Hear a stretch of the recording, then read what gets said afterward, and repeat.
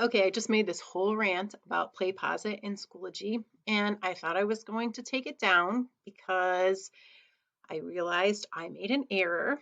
Instead, I am going to share my knowledge with you so maybe you don't end up with the same frustration that I did. I switched to PlayPosit because Edpuzzle was intermittently working. So I thought, oh, this is great. It's within Schoology. Perfect. The problem is I had linked courses. And apparently only my first period kids could get in, none of the other kids could. And I just figured PlayPosit, Schoology don't like linked courses. This is going to be a source of great frustration for me. But that is not the case. So I'm going to show you what happened.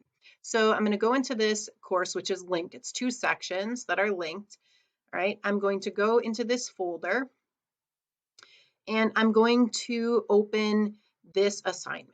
This is an assignment that they are going to do tomorrow, okay?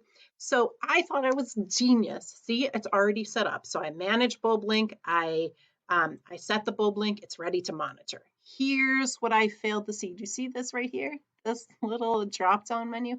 Click here, there's the other section. So when I click on that, look, this is why students couldn't see anything, because I didn't attach the link to the other course. So now I have to set the bulb link, which it was this. So I'm going to set the bulb link here.